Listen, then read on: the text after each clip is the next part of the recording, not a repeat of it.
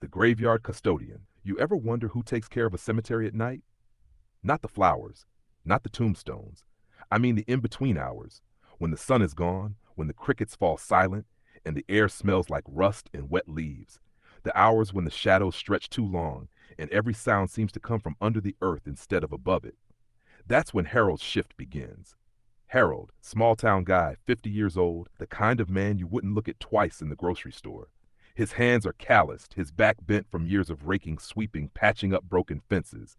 He wears the same faded work jacket every night, stitched at the elbows, smelling faintly of tobacco and old rain. He's not dangerous, not exciting, just there, the custodian of the dead. And Harold, he's got a flaw. He doesn't believe in anything he can't see. Ghosts, spirits, even God. Nope. He says, dead is dead. Dirt's dirt. That's it. He tells himself that the cemetery is just another job site, like cleaning a parking lot, only with more marble and less chewing gum. He doesn't linger on the names etched in granite, doesn't wonder who they were, doesn't whisper a greeting as he sweeps past. But the truth is, whether he admits it or not, the cemetery doesn't feel like any parking lot.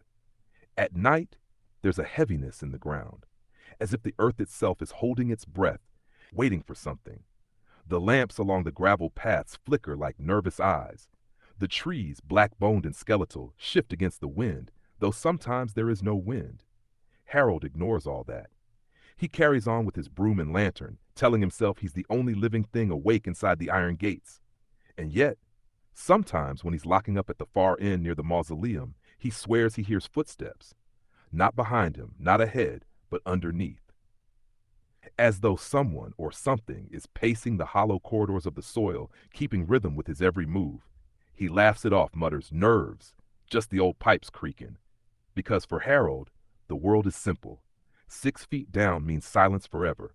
But cemeteries don't stay silent forever. Not this one. And soon, Harold will learn that the dead don't take kindly to being ignored. It starts with sounds, always sounds. A clink of metal where there shouldn't be.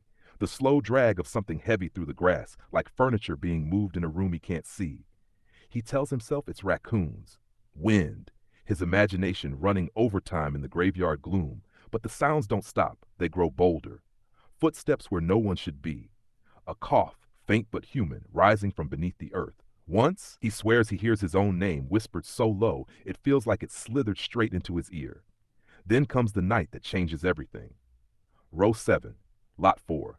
Harold is raking leaves, the lantern glow shaking with each nervous breath. That's when he sees it. The dirt isn't still. It's moving, shifting, slow at first, then steady, like the ground itself is breathing. He drops his broom. His heart stutters. Not possible, he mutters, voice cracking. But it is. The coffin lid doesn't blast open like in the movies. No theatrics, no sudden jolt. Instead it rises, an inch, another, until pale, skeletal hands reach out, curling over the rim like claws, fingers stripped of most of their flesh, nails split and cracked but undeniably real. And then with a sound like wet rope snapping, the thing climbs out. It stands crooked, its head cocked at an unnatural angle, a body half rotted but impossibly animate. Worms wriggle across a cheekbone, its eye sockets are shadowed caves.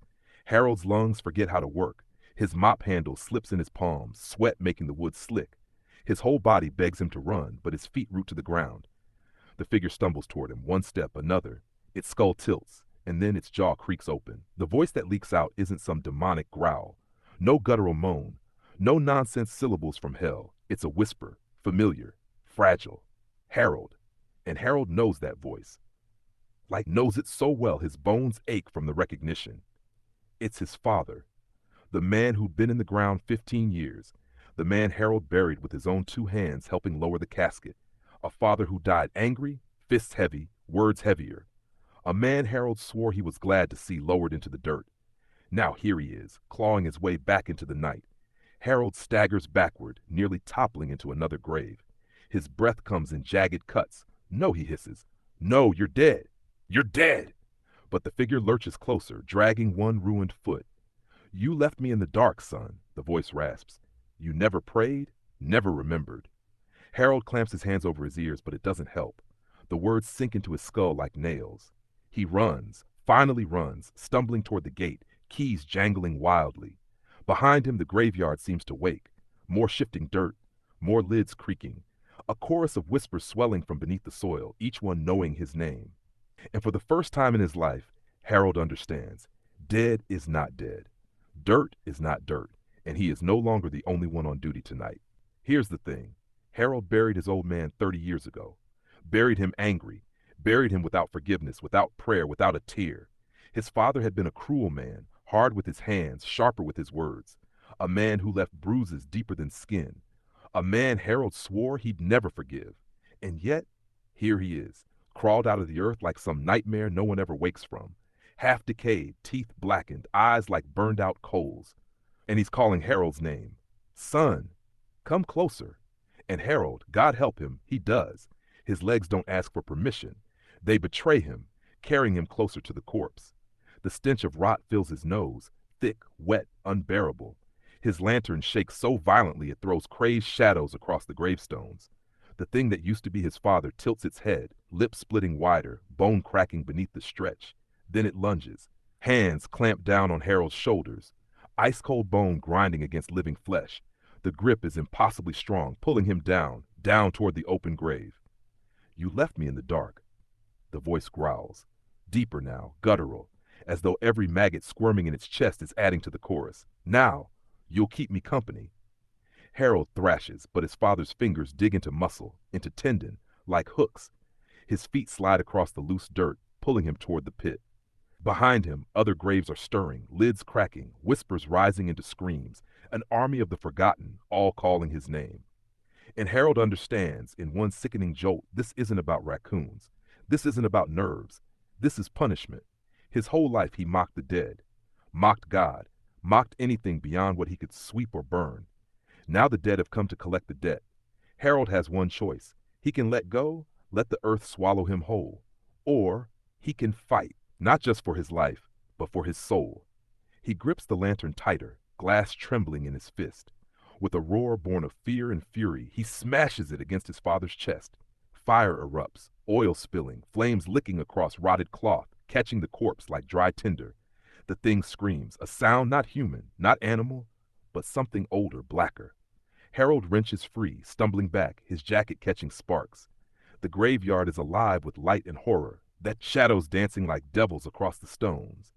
And Harold knows nothing will ever be the same. And Harold screams, wrestles free, stumbles backward into the wet grass.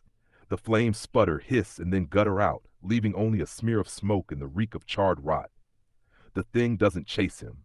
It just stands there, jaw twitching as if trying to form another word. Then something shifts. The horizon softens. The black sky begins to peel open with the faintest blade of silver. Dawn, and when the sliver of sunlight cuts across the cemetery, the corpse collapses.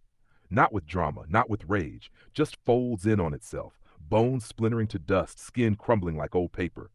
It slumps into the grave it clawed out of, dragging the coffin lid shut with a dull, final thud. Silence. Only Harold's ragged breathing remains. The mop he dropped hours, or was it minutes ago, still lies in the grass, its wooden handle pointing accusingly at him. He stands there shaking, knees weak, throat raw. He half expects the other graves to keep opening, the whispers to continue. But no, the cemetery is quiet again. Too quiet. And that silence is almost worse. When the sun rises fully, washing the headstones in pale gold, Harold is still there. Lantern shattered, jacket singed, hands trembling. He doesn't even bother locking the gate behind him when he finally stumbles out. He just walks. And with every step, he feels the weight of what he's seen pressing deeper into his ribs. All day, he says nothing. Not to the woman at the diner who asks if he's all right. Not to the kid who delivers the paper. He doesn't dare. Because how do you tell anyone that the dead aren't dead? How do you explain that they're waiting, watching, ready to claw their way back for the smallest slight? That night, Harold doesn't return to work. He sits in his kitchen with all the lights on, drinking until his hands stop shaking. But through the window, beyond the line of trees, he swears he can see the cemetery gates. And he swears, God help him, that someone is standing just inside, watching. He shuts the blinds. But blinds don't keep out memory. They don't keep out voices, especially voices that sound like your father's. And Harold knows this isn't over. Not yet. Want me to bring it all home with the denouement, where the lingering dread leaves the listener with a final chill? Harold doesn't quit the job. He can't. Not because of money, not because anyone would care if he vanished. He stays because he knows. He knows that what he saw wasn't some dream. Not whiskey, not nerves. It was real. And he knows that when night falls again, row 7, lot 4 will stir. The soil will shift, the coffin will creak, his father will rise, and every night after that, he'll come back hungrier, angrier. So Harold does the only thing he can. He shows up. He mops the path, sweeps the leaves, rattles his keys at the gates like it's all still normal. But it isn't. It'll never be. He doesn't even light his lantern anymore. What good's light when the dark knows your name? Each shift becomes a waiting game, a test. The rattle of chains, the scrape of wood, the slow, steady pull of fingernails against pine. And Harold listens, because he understands now. Once the dead remember you, there's no going back. He's bound to this place, shackled by blood and guilt. Every night, he braces himself for the moment when his father claws his way free again. And every morning, he staggers home, unbroken, but not untouched. And here's where I'll leave you with a thought. Tell me, if it were you out there, in the dark, sweeping leaves while your father clawed his way from the ground, would you run, or would you stay to face him? If you've been gripped by Harold's story tonight, do me a favor, like this video. It helps the channel grow, helps it reach more people who crave stories that crawl under your skin, and stay there. And don't forget to subscribe if you want daily content. Fresh nightmares, new chills, stories that keep the lights burning long into the night. Share this with someone who'd understand, or someone who wouldn't believe you. Thank you for listening. Thank you for watching. There's another video waiting for you on your screen right now. One I think you'll want to see next, and I'll see you back here tomorrow.